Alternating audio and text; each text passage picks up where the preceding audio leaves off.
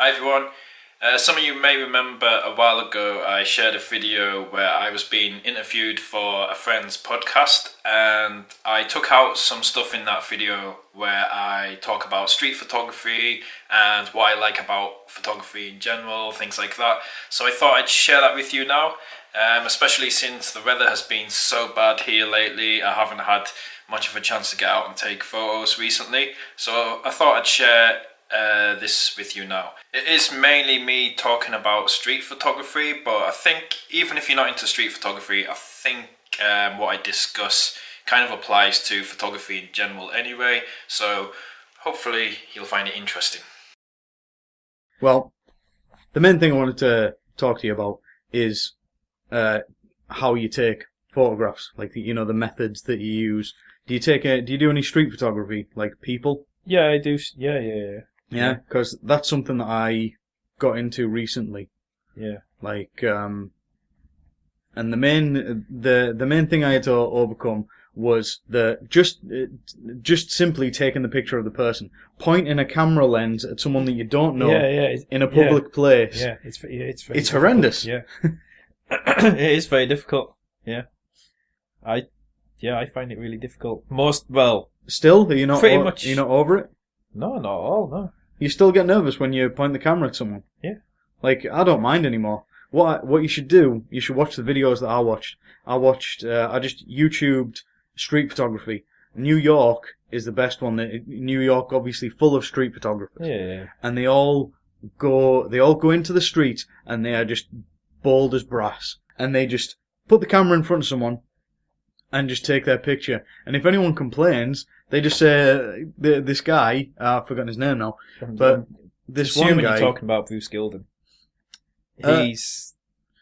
maybe, I can't remember Bruce Gilden is famously, he's very, very in your face. Yeah. But he's quite, sort of, some would say aggressive as well. And if you give him any lip, he'll just shout back at you. Yeah. Hey, I want to take a photograph. What do you want? Yeah. Does he? The guy that I saw held the camera in one hand and the flash in the other hand. Yeah, that's Bruce Gilden. Yeah, it must have been the same guy. He's very famous for his in your face kind of, some would say, aggressive style. Yeah, that's just great though. I love that he holds the camera here and then the flash over here and just goes like that. Yeah. People don't know where to look. Yeah. Because you catch people. You have to catch people unawares, so you get that natural sort of look. I mean, it depends what you're going for. It depends. Some people hate that. Some people, that's what they want. Yeah. So obviously, it's a style thing again. Obviously, different photographers have different styles, and it depends what you're going for. What do you go for? Well, I do like candid moments. So I like to catch a moment where the subject or the person doesn't know that I've took their photo. Because I like to capture just everyday, just little moments that I notice in everyday life. I want to try and capture that. Mm-hmm. But not to the degree where I'm literally shoving a light in someone's face and my camera and getting right in their face just to get a reaction from them so I can get that reaction. I'm not interested in... I don't see the point in... Because you do see some street photos of people where the photo is just like someone... I don't know how I'm going to do this for the audio, but you know when someone's just like... Describe it. When it's like a photo of someone showing anger because they're like, what are you doing, or what was that? Mm-hmm. Because they're obviously reacting. I've no interest in capturing photos like that. Yeah.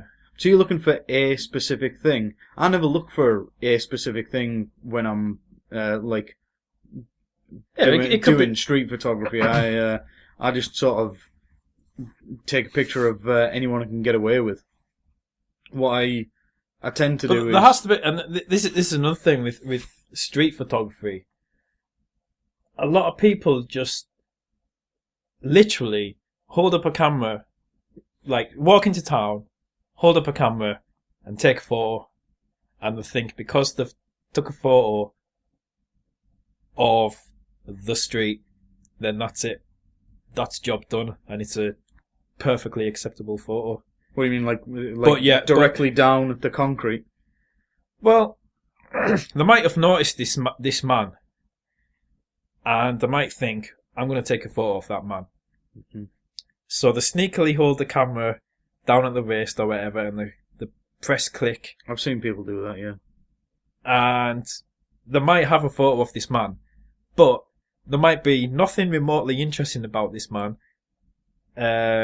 He might not be doing anything interesting, he might not look interesting, and he's probably just a small part of the scene with a load of other shit around it that isn't interesting. Mm-hmm. But people just still put it out to the world as though it's a good image.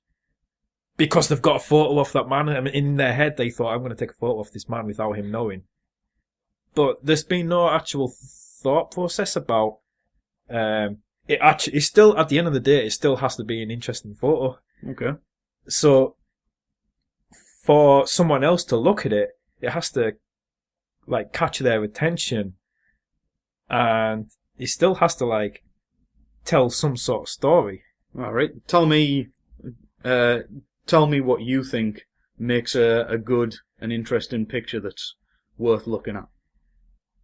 Well, it can obviously, if it's of a person, the person has to look interesting or be doing something interesting. Okay. Or so that he has to be showing some sort of character. So, you know, if you look at a photo and you instantly get an impression for that person's character and the kind of way that they are, the kind of person that they are, then that's a good photo. Mm. You know, if you look at an image of an old woman and you instantly think, "Ooh, she's a bit quirky. She looks like a good fun, like she doesn't take life too seriously and all that," then that's a good photo because you're getting some sort of vibe and feeling from it, and it's telling a story. It's telling you something about that character. Yeah. Or maybe if she's doing something interesting, like some sort of weird gesture, or gesture's a big thing. Like, it can be anything, just something with her hands, or a particular expression, mm-hmm. And even other things like light. Obviously, is a big thing. Yeah, there's all sorts, but there has to be something. It can't just be hold your camera up and snap, and the viewer can't tell what you've actually taken a photo of. I managed to take a photo at a railway crossing a couple of days ago, just because obviously I wasn't moving.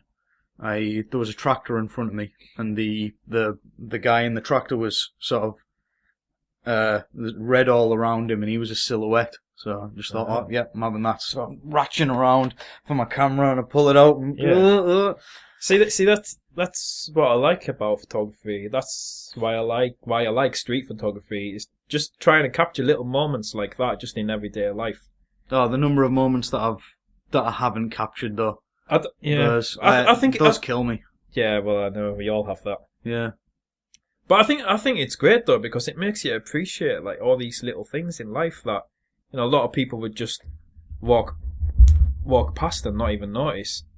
But especially when you're doing it all like as a photographer, you get into the habit of just always looking and always noticing just these little things and these little moments, and it really makes you appreciate just these little things in life, just like little splashes of colour or little pockets of light or all kinds of things. Yeah. Or the way two people interact with each other, all sorts. That's one of the things that I really love about photography, is just noticing and appreciating these little moments in life. It is. It's moments. Yeah, it's the little things in life. Yeah. Going back to a previous point. What I want to say as well about in street photography and being scared to take photos of people and that. Mm-hmm. Always find another, like big photographers say this as well, is that the first photo is always the hardest one to take. But like when I first go out with my camera, I'm like anxious at first. And then when I take that first photo, it gradually gets easier and easier. And then before you know it, you're just in the flow and you're in the zone, and you'll just willy-nilly take photos without thinking about it. Yeah. So you just got to force yourself to take that first one. Yeah. And then it surprisingly gets it's the much same as easier. anything. It's like writing. Anything. All you have to do is just start. Yeah. Once you've started, it's the starting. It's a cliche. Oh God. It's a cliche, but yes. It's a cliche. It's a cliche for a reason. It is. Yeah. So a lot of photographers, even people who aren't professional but just like enthusiasts, kind of think, oh well, I have to shoot in war because that's what the serious photographers do. And I don't really agree with that. I think you can be a serious photographer and still shoot in JPEG. I don't think there's anything wrong with shooting in JPEG. I think there's a time and a place for both RAW and JPEG. Yeah, of course. I think if you're taking a picture for a client, if it's RAW is definitely the way to if go. it's for a client and you want the absolute best quality that you can get, definitely. I mean, when I'm doing landscapes, I always shoot in RAW. But especially for street photography, then JPEGs are good. And I don't think people should get snobby about, especially JPEGs now. JPEGs are great. How did you choose your camera? Well, I've always loved Fujifilm cameras since I've used them because it just feels really, really intuitive. And all the buttons feel like they're exactly where they should be. So you don't even have to think about it. And it's just a pleasure to use. Like, so with my old camera, this is why I changed my camera. With the camera that I did have, which was an Olympus, it had two main dials on the top, which would change you could change what they'd done and which way to rotate them to change the settings and things. So essentially they change like your aperture, your exposure, compensation. But anyway, these two rings were right next to each other on the top of the camera. And for as long as I had that camera, I could never ever get used to which dial changed which setting and which way I had to turn it to either increase or decrease the setting. I had that camera for so long, and I'd always end up turning the wrong dial and things. And I even tried changing the settings to try and fit it to what I wanted it to do. And I for whatever reason, I just couldn't get used to it, and I'd always be changing the wrong settings and things. It was a pain in the ass. Whereas the Fujifilms are just great because just the dials that they've got, just like I say, everything feels like it's exactly where it should be. And I know I don't have to think about it when I'm changing my settings. I can just instantly, without even thinking about it. Yeah. If anyone ever asks me, or I'm wanting to buy a new camera, what should I look for? What should I get? I always tell people, like, the most important thing is that just go into a camera shop, pick up different cameras, and the most important thing is that it feels right in your hand, and the buttons feel like they are in the right place, and you know how to change the settings, and you understand the menu system and all that. Mm-hmm. Because you don't want a camera like my previous one where you're constantly having to think about it every time you want to change your settings. Once you need to like pick it up, and it just feels like it's this is going to sound cheesy, but it just feels like it's part of you. Mm-hmm. You're smirking. I am. I'm sorry. I said it was going to be cheesy. No, you're right. You're right. Whatever piece of equipment you have, like a musician's instrument should feel like it's part of them. Photographer, blah blah. Yeah, no, you're right. Just like you pick it up, and it feels right, and all the buttons feel, like they're in the right place for you and all that. Mm-hmm. Just that. Basically, like, don't worry about how many megapixels it's got and megapixels. Who cares about megapixels? And all that kind of crack. So there you are. Hope you guys enjoyed that. Also gives a little bit of an insight into my thoughts about photography and what I enjoy about photography. Tomorrow I am flying to Norway. I'm going to Tromsø and around that area, so the northern part of Norway. and hopefully seeing and photographing the Northern Lights. So I'm going to be in Norway for 1 week, so there'll be plenty of videos to come from Norway, which should be exciting. Hopefully see the Northern Lights, hopefully get some good photos. So lots of exciting things to come, so keep watching, subscribe, even hit that little bell symbol that's down there somewhere, and if you hit that little bell you'll get notified every time I post videos. So do keep watching.